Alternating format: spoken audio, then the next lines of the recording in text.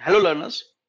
I hope आप लोगों ने टेक्स्ट क्लीनिंग के फंक्शंस और टेक्स्ट केसेस वाले जो फंक्शंस है उसको प्रैक्टिस किया होगा। अभी हम हमारा तीसरा टॉपिक है उसको देखेंगे, दैट इज टेक्स्ट जॉइन। अभी ये कब यूज होता है, तो let us jump into the content and then discuss this.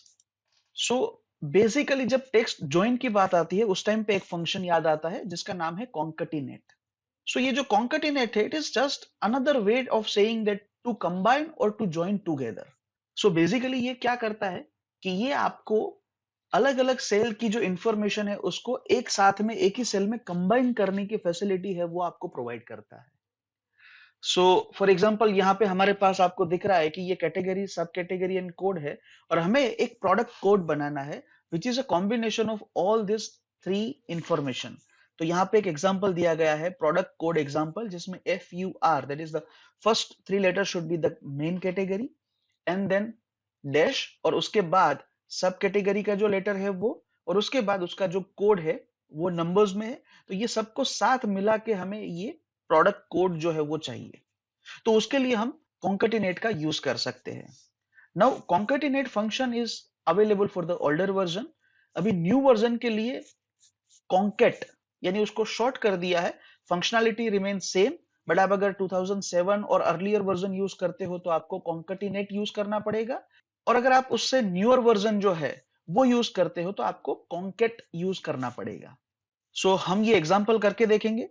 सो मुझे यहाँ पे ये जो के कॉलम है वहां पे इसका कॉम्बिनेशन चाहिए, तो मैं यहाँ पे जाके टाइप करूंगा is equal to and then I will type CONCA। अब देख सकते हैं, तो यहाँ पे मेरा न्यूअर वर्जन है तो उसमें कॉन्केट ऐसा लिख के आ रहा है, और यहाँ पे दूसरा जो डेप्रिकेटेड फंक्शन है वो है कॉन्केटिनेट, जिसमें ये येलो मार्क है। तो अगर आप अर्लियर वर्जन है तो उसको यूज कर सकते हैं, otherwise you can use this concat. दोनों की फंक्शनैलिटी में कोई फर्क नहीं है। सो लेट मी प्रेस टेब।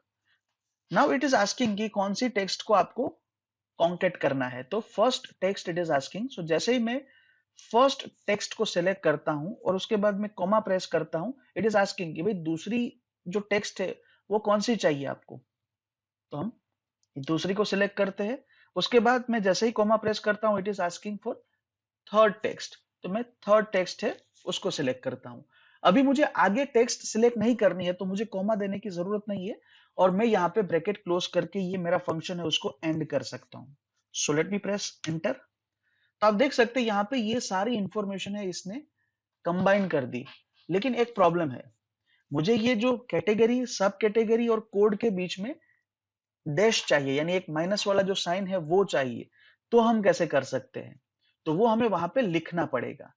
कैसे लिखेंगे? So let us edit this formula. तो मैं इसमें डबल क्लिक करूंगा, then it will be in edit mode. तो यहाँ पे सीक्वेंस बहुत जरूरी है। जैसे हमें ये जो फर्स्ट आर्ग्यूमेंट दी है, यहाँ पे सीक्वेंस बहुत जरूरी है। सो हमें पहले क्या चाहिए? कैटेगरी का नाम। तो पहले हमने क्या सिलेक्ट किया? H5, that means FUR, that category name will be selected.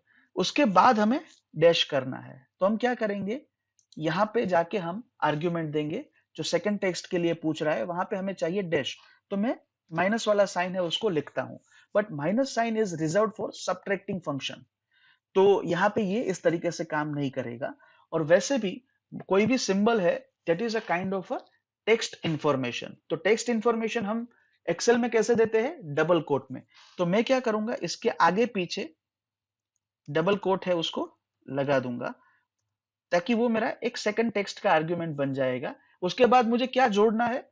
I5 यानी सब कैटेगरी को जोड़ना है, तो मैंने I5 को रखा, उसके बाद कॉमा किया, और फिर से मुझे डैश चाहिए, तो वहां पे मैं फिर से ये डबल कोट में एक डैश जो है उसको लगा दूंगा, and then I will put a comma, ताकि हम ये आर्ग्यूमेंट को सेपरेट कर सके।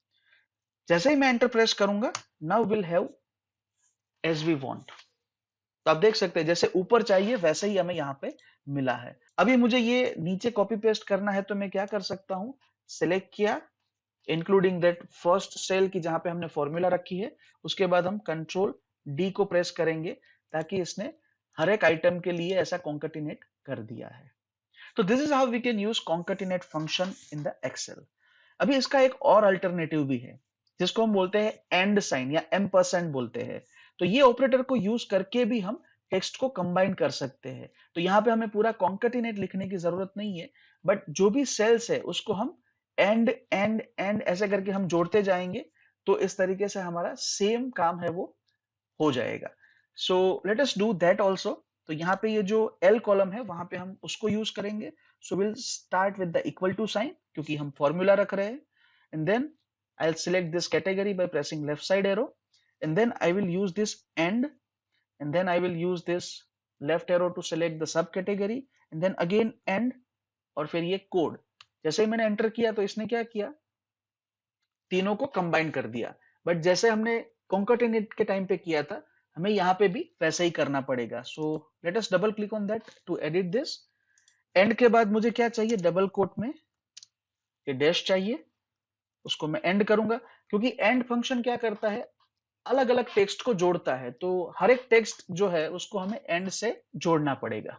यहाँ पे I5 के बाद में भी मुझे डैश चाहिए, तो मैं वहां पे भी एक डैश लगा दूंगा, और लास्ट में मुझे ये एंड से जोड़ दिया मैंने। जैसे ही एंटर करूंगा हमें सेम आउटपुट मिलेगा। इसको मैं ड्रैग कर लेता हूं, तो आप देख सकते हैं इसने सेम आउटपुट हमको दिया है।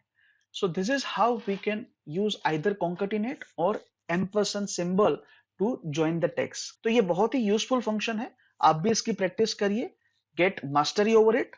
Thank you so much.